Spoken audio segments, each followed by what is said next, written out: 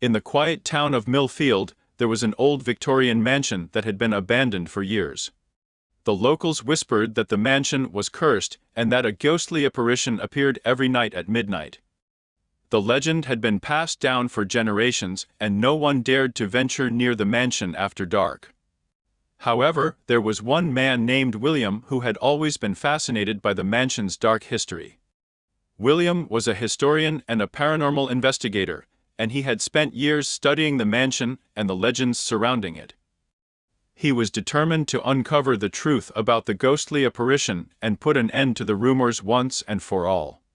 William gathered a team of fellow paranormal investigators, and together they set out to explore the mansion. They arrived just before midnight, armed with cameras, recording devices, and other equipment to capture any paranormal activity. As they approached the mansion, they could feel the eerie atmosphere and hear the creaking of the old wooden boards.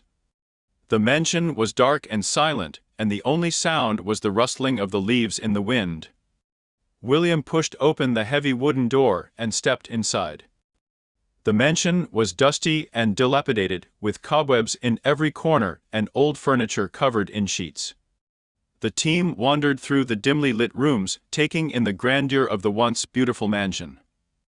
As the clock struck midnight, they heard a faint whispering sound coming from upstairs. It was the sound of a woman's voice, but they couldn't make out what she was saying. The team cautiously made their way upstairs, their equipment at the ready. As they reached the top of the stairs, they saw a shadowy figure standing at the end of the hallway. The figure was that of a woman, dressed in a long white gown, with long dark hair cascading down her back. She was standing perfectly still, staring straight ahead. William and his team approached the figure, trying to communicate with her. But as they got closer, the figure disappeared into thin air. The team's equipment recorded a significant amount of paranormal activity, including electronic voice phenomena and unexplained temperature drops.